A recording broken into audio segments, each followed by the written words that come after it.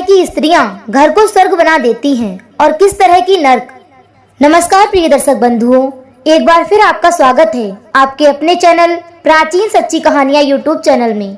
दर्शक बंधुओं, आज हम बात करेंगे उन स्त्रियों के बारे में जो अपने आचरणों से अपने घर को स्वर्ग बना देती हैं।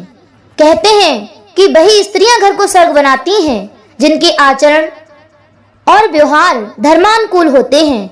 दर्शक बंधुओं, स्त्री घर की लक्ष्मी होती है।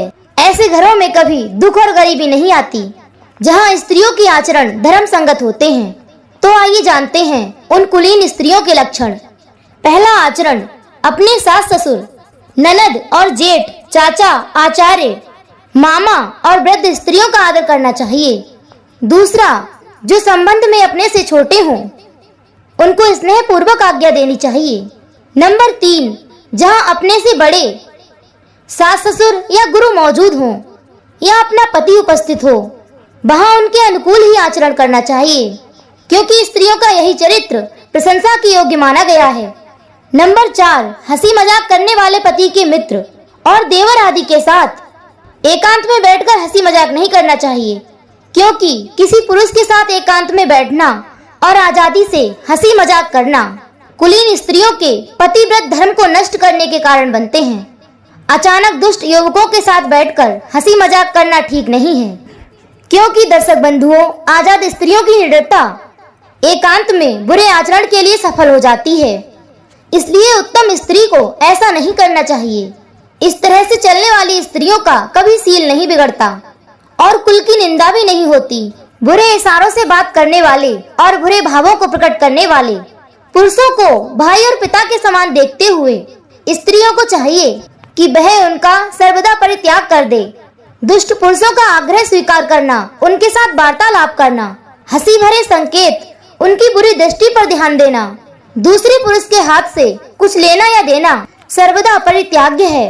घर के द्वार पर बैठने या खड़ा होने, राजमार्ग की ओर देखना, किसी अपरिचित देश या घर में जाना, उद्यान एवं प्रदर्शनी आदि में रुचि रखना, इन सब से स्त्रियों को बचना चाहिए। अधिक पुरुषों के बीच से निकलना, ऊंचे स्वर से बोलना, हंसी मजाक करना एवं देखना, बाड़ी तथा शरीर से चंचलता प्रकट करना, खकारना या शीतकारी भरना, दुष्ट स्त्री या तांत्रिक मांत्रिक में आसक्ति रखना, ये सब बातें पतिव्रता स्त्री के लिए त्याग्य हैं। इस तरह के आचरण तो दुष्ट स्त्रियों में ही ठीक होते हैं। दर्शक बंधुओं, इस संबंध में मैं आपको एक छोटी सी कथा सुनाती हूँ। आपको इसे ध्यान पूर्वक सुनना होगा। एक बार सूर्यवंशी राजा सरयात की पुत्री सुकन्या ने चवन ऋषि की आंखों में कांटा चुभाकर उनके दोनों नेत्र फोड़ दिए थे। इस अपराध के प्रायश्चित के लिए राजा सरयात अपनी पुत्री सुकन्या को चवन ऋषि के पास छोड़कर ही अपने नगर को लौट गए। सुकन्या भी अंधे ऋषि चवन की भक्ति पूर्वक सेवा करने लगी। राजसी वस्त्र और आभूषणों को उतारकर वृक्षों की छाल और मृग चर्म धारण कर लिया था। इस प्रकार मुनि की सेवा करते हुए बहुत समय बीत गया।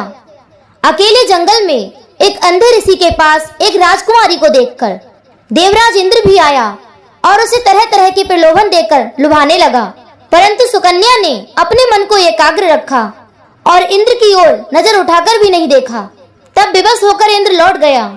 एक दिन की बात है कि उसी रास्ते से दोनों अश्विनी कुमार गुजर रहे थे। जब उनकी नजर सुकन्या पर पड़ी, तब अश्विनी कुमारों ने सुकन्या से कहा, हे भद्रे, तुम कौन हो और इस घोर वन में अकेली क्यों रहती हो? तब सुकन्या ने अपना परिचय देते हुए सारी बात बताई कि मुझसे ये अपराध हो गया था, इसलिए वो अपने प्रायश्चित के लिए महर्षि चवन की सेवा में रहती है। सुकन्या की पूरी कहानी सुनकर अश्विनी कुमारों ने अपना परिचय दिया और कहा कि वे दोनों देवताओं के वैद्य हैं। उनका नाम अश्विनी कुमार है।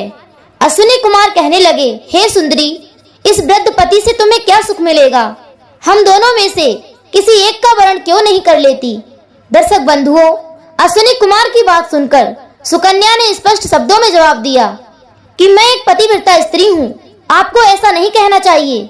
मेरे लिए तो यही मेरा फल है और यही मेरी पूजा है, जिसके चरणों में डालकर मेरे पिता मुझे इस जंगल में छोड़कर चले गए।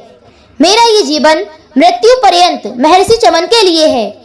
दर्शक बंधुओं, सुकन्या के ऐसे वचन सुनकर अश्विनी कुमारों ने कहा, हे देवी, यदि ऐसी बात है तो हम अपने उपचारों से तुम्हारे पति को अपने समान सुंदर बना देंगे, लेकिन हमारी एक शर्त है, जब हम तीनों गंगा में स्नान करके बाहर निकलें, तब तुम हम तीनों में से जिसको भी वरण करना चाहो कर लेना।